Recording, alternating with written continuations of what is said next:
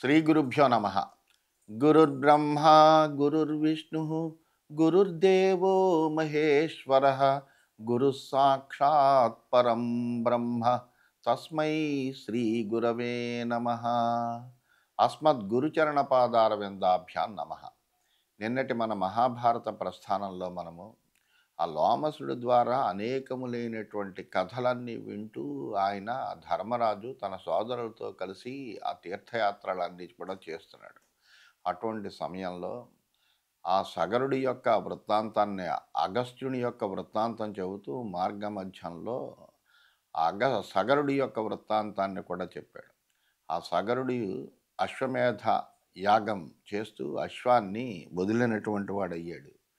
ఆ అశ్వాన్ని వెతకడం కోసమని ఆ సగరపుత్రులందరూ కూడా 60,000 మంది కూడా తండ్రి యొక్క ఆజ్ఞ చేత వాళ్ళందరూ కూడా వెళ్ళి సముద్రాన్ని అంతటినీ కూడా ఖననం చేసి వాళ్ళు ఎక్కడ యాగాశ్వం కనిపించక భూమినంతా కూడా తవ్వి వరుణాలయంలో కూడా ప్రవేశించారు.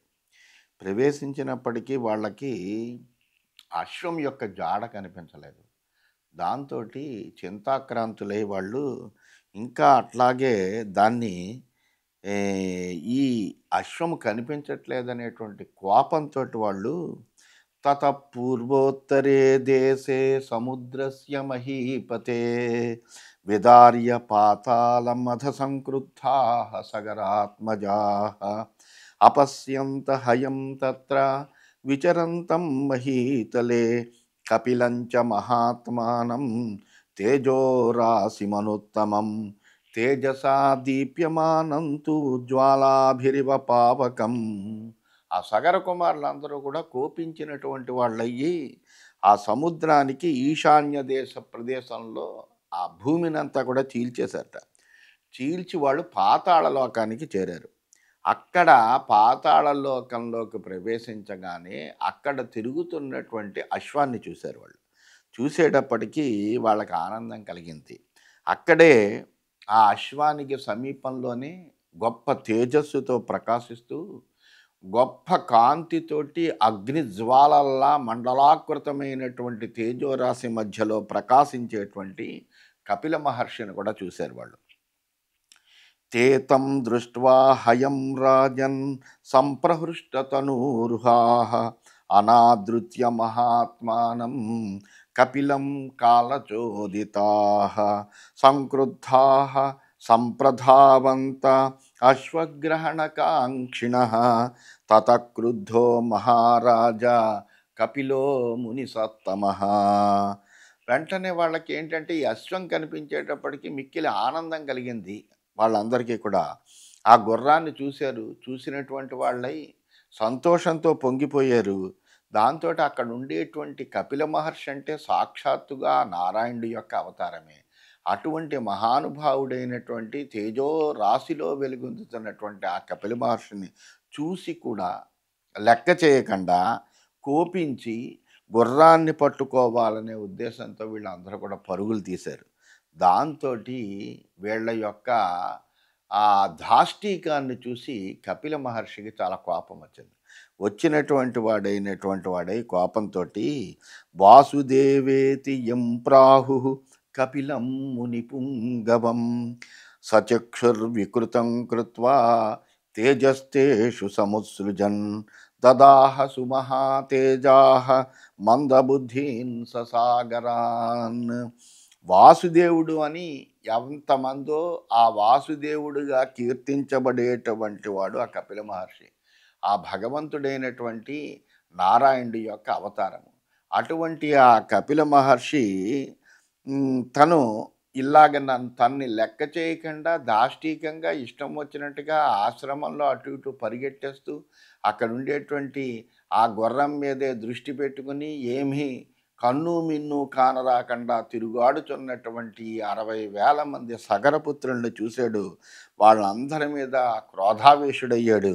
అయ్యి తన కంటితోటే వాళ్ళని అలాగ చూస్తుంటే తన కళ్ళల్లోంచి ఒక తేజోరాశి వచ్చిందట. వచ్చి దాంతో ఆ తేజస్సుతోటి మొత్తం ఈ 60,000 మంది కూడా భస్మం అయిపోయారు. తాన్ దృష్ట్వా భస్మసాద్భూతాన్ నారదః సుమహాతపాః సగరాంతికమాగచ్చత్ తచ్చ తస్మై న్యవేదయత్ స చ తచ్ఛ్రుత్వా వచో ఘోరం రాజా మునిముఖోద్గతం ముహూర్తం విమనా భూత్వా స్థాణోర్వాక్యమచింతయత్ సపుత్రనిధనోద్భూత దుఃఖేన సమభిప్లుతః ఆత్మానమాత్మనా శ్వాస్య హయమేవాన్వచింతయత్ అంశుమంతం సమాహూయ అసమంజః సుతం తథా పౌత్రం భరతశార్దూలా ఇదం వచనమబ్రవీత్ షష్ఠిస్తాని సహస్రాణి పుత్రాణామమితౌజసాం కాపిలం తేజా సాధ్యా మత్కృతే నిధనం గతాః తవ చాపి పితా తాత పరిత్యక్తో మయా నఘా ధర్మం సంరక్షమాణేన పౌరాణాం హితమిచ్చత. ఆ సమయంలో ఆ నారదుడు కూడా వచ్చి అక్కడ సగరపుత్రులకి జరిగినటువంటి ఘోరమైనటువంటి విపత్తుని చూశాడు. చూసినటువంటి వాడై వెంటనే సగరుడి దగ్గరికి వచ్చాడు. ఓ మహారాజా, నువ్వు నీ యాగాస్వాన్ని రక్షించడం కోసమును తీసుకురావడం కోసమును నీ పుత్రులైనటువంటి 60,000 మందిని పంపించావో వాళ్ళందరూ కూడా ఆ కపిలుని యొక్క క్రోధావేశం చేత వాళ్ళందరూ కూడా భస్మమైపోయారయ్యా అని ఆ వృత్తాంతాన్నంతా చెప్పాడు. చెప్పేటప్పటికి ఆ ఘోరమైనటువంటి వార్తని సగరుడు విన్నాడు. విన్నటువంటి వాడే ఒక్కసారి మనస్సు అదుపు తప్పింది. 60,000 మంది పుత్రులు ఒక్కసారిగా నాశనమయ్యారు అని తెలిసేటప్పటికీ దాంతో మిక్కిలి బాధపడ్డాడు. కానీ తను తపస్సు చేసినప్పుడే ఆ శంకరుడు చెప్పాడు, 60,000 మంది పుత్రులు ఒకళ్ళకి కలుగుతారయ్యా, కానీ వాళ్ళు అవినీతులే భగవంతుడి చేతిలో భస్మమవుతారు. కానీ ఒకడేమో ఒకడే పుత్రుడు పుడతాడు, ఎవరినో కోరుకోను, ఎవరు ఏ భార్య ఎటువంటి పుత్రులు కావాలని కోరుకుంటుందో కోరుకోమని చెప్పి ఇచ్చాడు. అందువలన అటువంటి ఆ శంకరుడి యొక్క మాటలను ఒకసారి గుర్తు చేసుకున్నాడు. చేసుకున్నటువంటి వాడయ్యి ఆ దుఃఖాన్ని దిగమింగుకున్నటువంటి వాడై యజ్ఞదీక్షితుడై ఉన్నాడు. అందువలన ముందర ఈ యజ్ఞాన్ని పూర్తి చేయాలి. యజ్ఞం పూర్తి చేయాలి అంటే అశ్వాన్ని తీసుకురావాలి. తీసుకురావడానికి వెళ్ళినటువంటి పుత్రులందరూ కూడా నశించారు. ఇప్పుడు ఇంక ఉన్నటువంటిది ఒక పుత్రుడు పుట్టినటువంటి తన ఇంకొక భార్యకి ఒక పుత్రుడే పుట్టిన అంశుమంతుడున్నాడు. అతన్ని అసమంజసుడి యొక్క పుత్రుడు అంశుమంతుడు. అందువల్ల ఈ అసమంజసుడు అప్రయోజకుడైనటువంటి పుత్రుడే. ఆ అసమంజుడికి ఒక పుత్రుడు కలిగాడు, అంశుమంతుడు అనేవాడు. అందువలన తన యొక్క మనమడైనటువంటి ఆ అంశుమంతుడిని పిలిచాడు.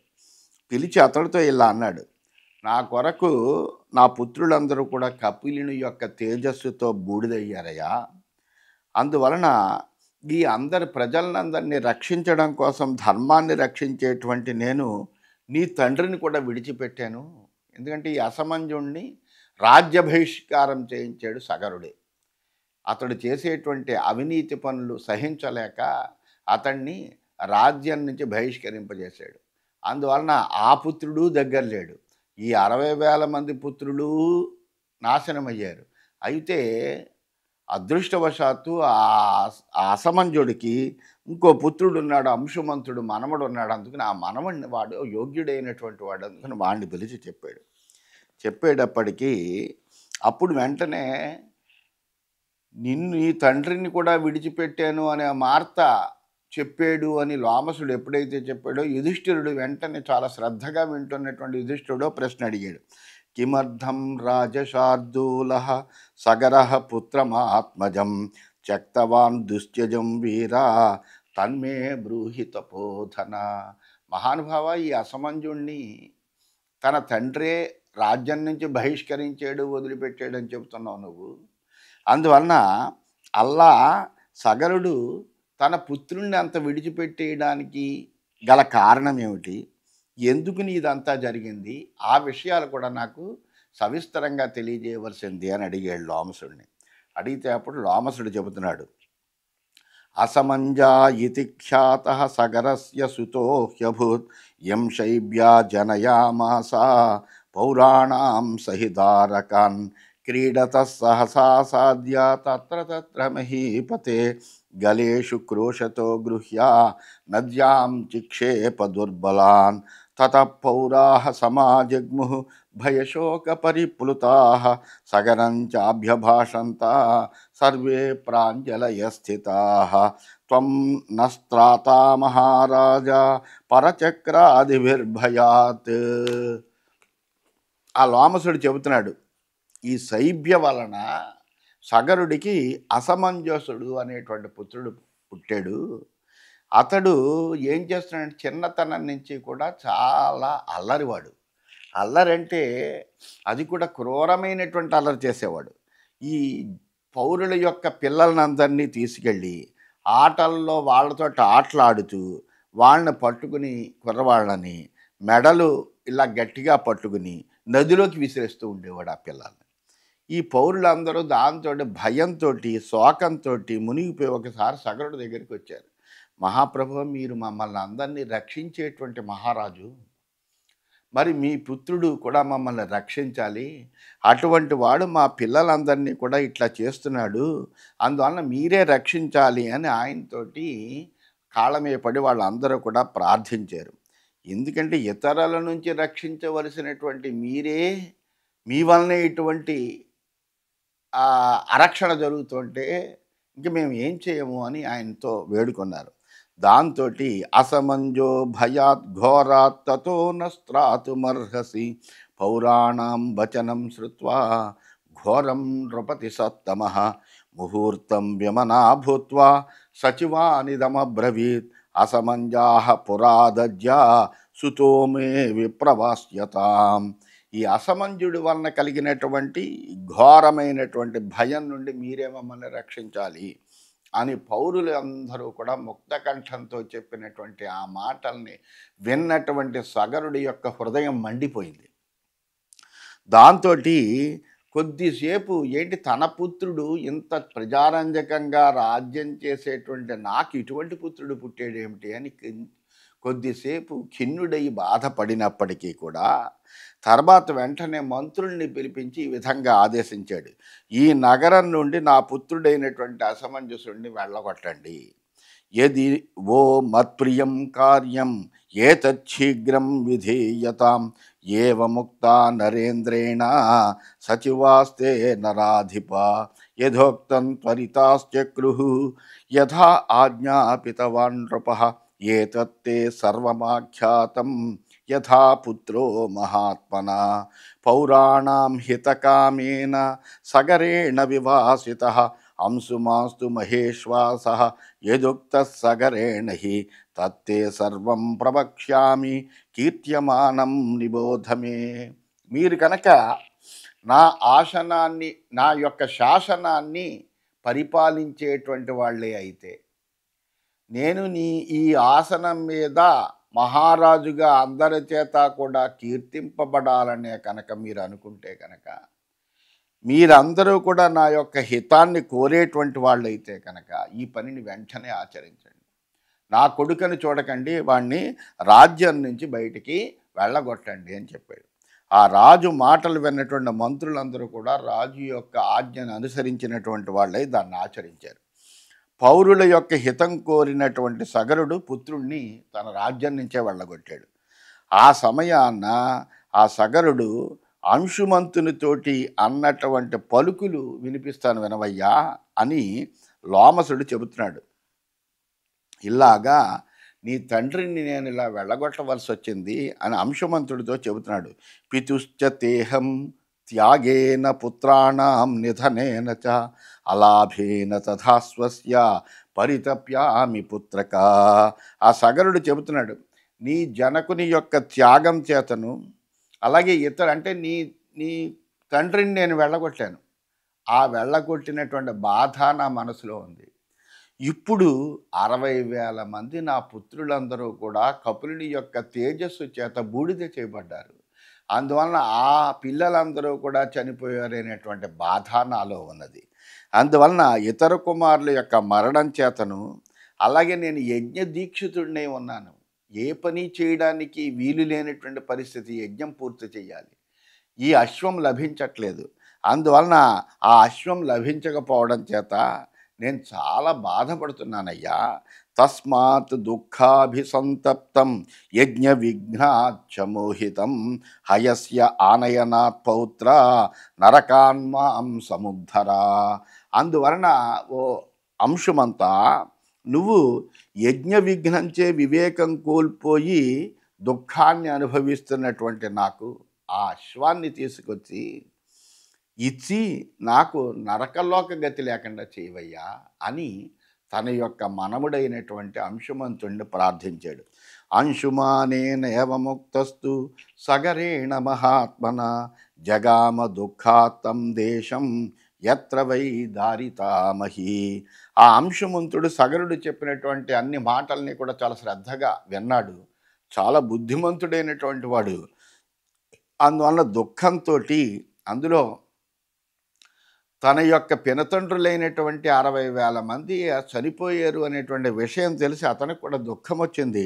ఆ దుఃఖంతో తన తండ్రుల చేత భూమి చేల్చబడినటువంటి చోటికి వెళ్ళాడు. వెంటనే సతు తేనైవ మార్గేణ సముద్రం ప్రవివేశ అపశ్యచ్చ మహాత్మానం కపిలం తురగంచతం. అతడు ఆ మార్గంలోనే సముద్రంలోకి ప్రవేశించాడు. అక్కడి నుంచి అలా పాతాళంలోకి వెళ్ళాడు. అక్కడ గొప్ప తపోమూర్తి అయినటువంటి సాక్షాత్తు ఆ నారాయణుడి యొక్క అవతారమైనటువంటి ఆ కపిల మహర్షిని చూశాడు. అక్కడే ఉన్నటువంటి ఆ యజ్ఞాశ్వాన్ని కూడా చూశాడు.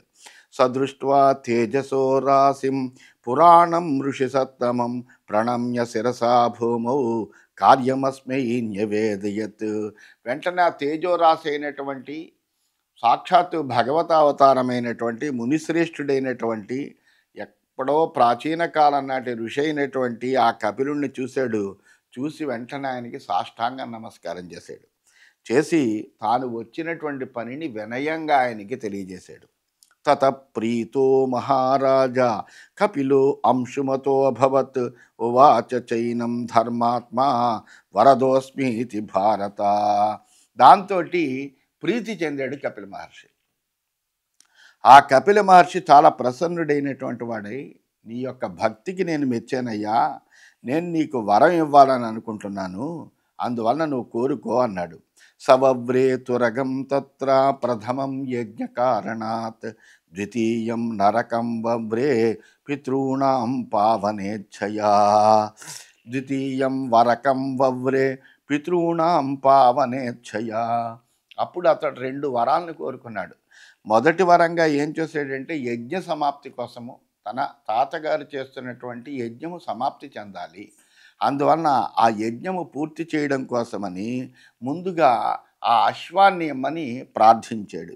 ప్రార్థించిన తర్వాత తన పితృదేవతల్ని స్మరించినటువంటి వాడై వాళ్ళనందరినీ కూడా తరింప చెయ్యాలి అని కోరుకున్నటువంటి వాడై రెండో వరాన్ని కూడా కోరేట. తమువాచ మహాతేజా కపిలో మునిపుంగవ దదాని తవ భద్రం తే యద్యత్ ప్రార్థయసే నఘ త్వయి క్షమా చ ధర్మశ్చ సత్యం చాపి ప్రతిష్ఠితం త్వయా కృతార్థః సగరః పుత్రవాంశ్చ త్వయా పిత. ఆ మునిశ్రేష్ఠుడైనటువంటి కపులుడు కూడా నీకు శుభాన్ని, నువ్వు కోరినటువంటి వరాలని కూడా ఇస్తానయ్యా. అయితే నీలో చక్కగా సహనం ఉన్నది, ధర్మం ఉన్నది, సత్యవర్తనం ఉన్నది. అందువలన నీ చేత సగరుడు కృతార్థుడయ్యేటప్పుడు నీ తండ్రి నీ కారణంగా పుత్రవంతుడయ్యాడు అని నేను భావన చేస్తున్నాను.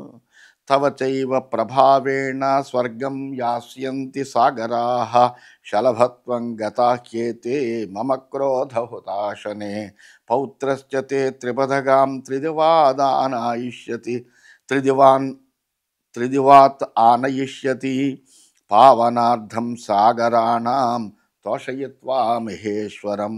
పౌత్రశ్చ తే త్రిపథగాం త్రిదివాత్ ఆనయిష్యతి పావనార్థం సాగరాణాం తోషయిత్వా మహేశ్వరం. హయం నయస్వ భద్రం తే యజ్ఞియం నరపుంగవ అని చెప్పాడు. నీ మహిమ చేతనే ఈ సగరపుత్రులందరూ కూడా స్వర్గానికి పెడతారయ్యా. వీళ్ళందరూ కూడా నా క్రోధం అనేటువంటి అగ్నిలో మిడతల్లాగా నాశనం అయిపోయారు. అయితే ఇదంతా కూడా వెంటనే జరిగేటువంటిది కాదు. నీ మనమడైనటువంటి వాడు స్వర్గం నుంచి గంగను తీసుకొస్తాడు. తపస్సు చేత ఈశ్వరుణ్ణి కూడా సంతోషపెట్టి వాళ్ళందరినీ కూడా తరింపజేస్తాడు. యజ్ఞాశ్వాన్ని ఇప్పుడు నువ్వు తీసుకెళ్ళు. నీ యొక్క తాతగారి యొక్క యజ్ఞాన్ని సంపూర్ణం చెయ్యి. నీకు మేలు కలుగుతుంది, శుభం కలుగుతుంది అని కపిలుడు చెప్పాడు. యజ్ఞ సమాప్యతాం తాత సగరస్య మహాత్మనః అంశుమానేవ ముక్తస్తు కపిలేన మహాత్మన ఆజగామ హయం గృహ్య యజ్ఞవాటం మహాత్మనః సోభివాద్య తతపాదౌ సగరస్య మహాత్మనః మూర్ధ్నితేనాప్యుపాఘ్రాతః తస్మై సర్వం న్యవేదయత్ యథా దృష్టం శృతం చాపి సాగరాణాం క్షయం యథా తం చాస్మై హయమాచష్ట యజ్ఞవాటముపాగతం తచ్చుత్వా సగరో రాజా పుత్రజం దుఃఖమత్యజత్. ఆ అంశుమంతుడు అప్పుడు ఆ కపిలుడి మహర్షి యొక్క ఆశీస్సులు తీసుకున్నటువంటి వాడై ఆ యజ్ఞాశ్వాన్ని తీసుకుని యజ్ఞశాలకు వచ్చి సగరుడి దగ్గరికి వచ్చి పాదాలకి నమస్కారం చేశాడు. ఆ శిరస్సుపై అతడు వెంటనే తన మనవణ్ణి దగ్గరికి తీసుకున్నాడు, శిరస్సు మీద చుంబించాడు. అప్పుడు పూర్వ వృత్తాంతాన్ని, సగరపుత్రుల యొక్క నాశనాన్ని కూడా విన్నది విన్నట్టుగా, చూసింది చూసినట్టుగా తాతగారికి వివరించాడు. అశ్వం యజ్ఞశాలకి చేరింది అని చెప్పాడు. అది విన్నటువంటి సగరుడు పుత్రుల్ని కోల్పోయినటువంటి దుఃఖాన్ని మర్చిపోయాడు. ఎందుకంటే యాగాశ్వం వచ్చింది, యజ్ఞం పరిపూర్ణమవుతోంది. అందువలన ఆ సంతోషంలో ఇంతవరకు ఎవరు ఈ పని చేయలేకపోయారే, ఇంతమందిని పంపించినా నా మనముడైనటువంటి అంశుమంతుడు ఈ కార్యాన్ని సాధించాడు అని అనుకున్నటువంటి వాడై ఎంతో ఆనందపడ్డాడు. ఆనందపడి అంశుమంతంచ సంపూజ్య సమాపయత తంక్రతం సమాప్త యజ్ఞ సగర దేవై సర్వై సభాజిత. ఈ విధంగా అంశుమంతుణ్ణి చక్కగా ప్రశంసించాడు. ప్రశంసించి ఆ సగరుడు ఆ యజ్ఞాన్ని ముందర పూర్తి చేశాడు. ఏ విధమైనటువంటి భంగము కలగకుండా చక్కగా యాగాన్ని పూర్తి చేశాడు. యజ్ఞాన్ని ఆచరించినటువంటి అతడు దేవతలందరి చేత కూడా సత్కరింపబడ్డాడు. ఈ విధంగా ఆ సగరుడి యొక్క యజ్ఞము పరిసమాప్తి చెందింది అని తెలియజేస్తూ స్వస్తి.